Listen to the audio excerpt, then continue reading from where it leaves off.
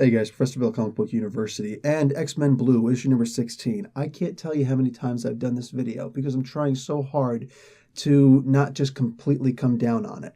All right?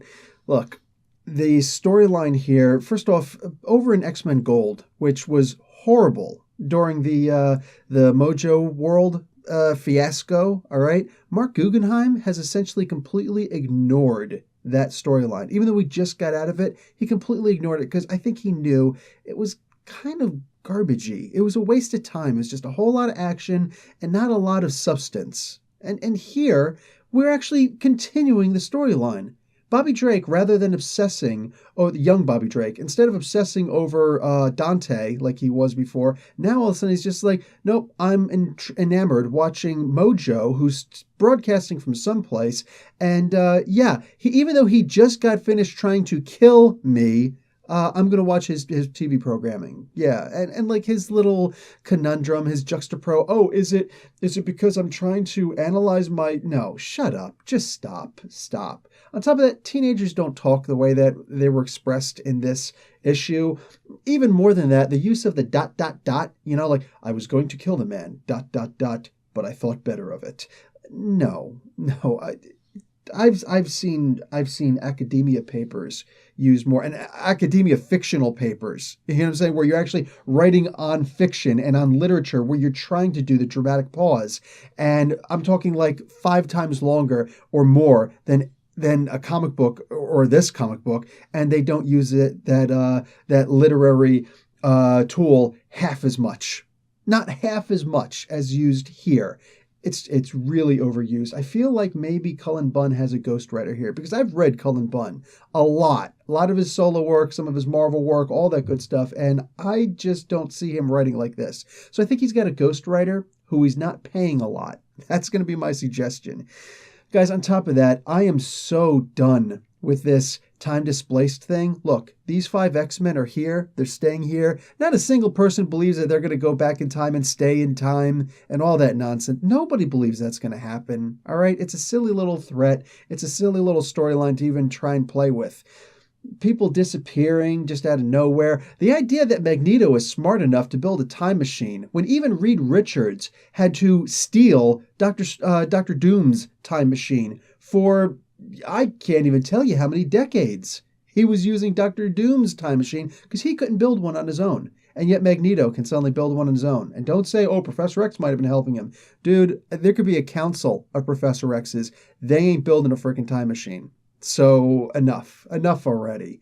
I'm so past this. This is really poor writing. And it's a shame because it's bringing down the rest of the comic. Not all the art was great, but the inking on this was superb. Wow. I like the shadowing of the eyes to really show the drama. Like there was a lot of really good stuff in here, but this was just too much. The ending gives me a little bit of hope, but at the same time, the Goblin Queen story was rushed. How does a story with the Goblin Queen get turned into mush, you know? How does a Mojo storyline that crosses over with another X-Men product get turned to mush? And so now we're going to deal with, here it comes, the X-Men 2099. Really good, very original story from back in the 90s. And what do we got here? Do we honestly believe this is going to be done well? Maybe. Bloodstorm's not even done well. I mean, for crying out loud, Bloodstorm, we get an image of future Jean and Scott together getting married, and both Jean and Bloodstorm at the same time go, what? Like they're both in love with Scott. I'm sorry. Really? This is the half-explored storyline that we're going to get where we get a little tease? Guys, if you want to see multiple stories, because this is what I see. I see multiple storylines being juggled so that in the future we could see all these other things, you know, like later on. And here's the thing. You want to know how to do that right? Here comes something that might be considered an insult. Go to Detective Comics and look at what James Tynion IV is doing in the pages of Detective Comics, where we've got, I can't even tell you, at least a dozen different storylines all being juggled at the same time. Once in a while, we'll get some actual closure. Most of the time, we actually just get a continuation, and it's all very beautifully done. It can get jarbled sometimes because it is a lot to juggle, but like that's how you do it. Here, this is just very amateurish. Like I said, I know Cullen Bunn writes so much better than this. So it must be a ghostwriter. That's what I'm going to blame. That's where I'm going to put the blame.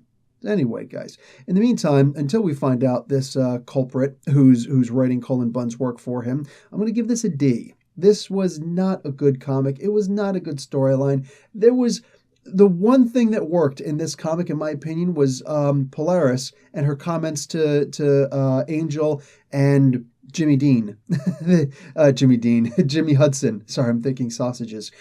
He's like, set him on fire. That comment, if you look in there, set him on fire. And the whole context of it, I thought was great. I was just looking like, oh man, she's going Zaladane on him. And I loved it. I absolutely loved that. On top of that, the very end of this with the X-Men 2099, there's a potential that there's going to be a really good storyline coming. At the same time, it could also just be an absolute mess where we've got, like I said, we've got some really great characters. Everybody loved Bloodstorm in the Mutant X stories. Why do we not know anything about her except that she likes to go on rooftops? I don't get it. So yeah, we're going to need to see a lot more out of this. This is just, it's rushed and it's poorly written. Sorry. Anyway, guys, Professor Bill, Comic Book University, class dismissed.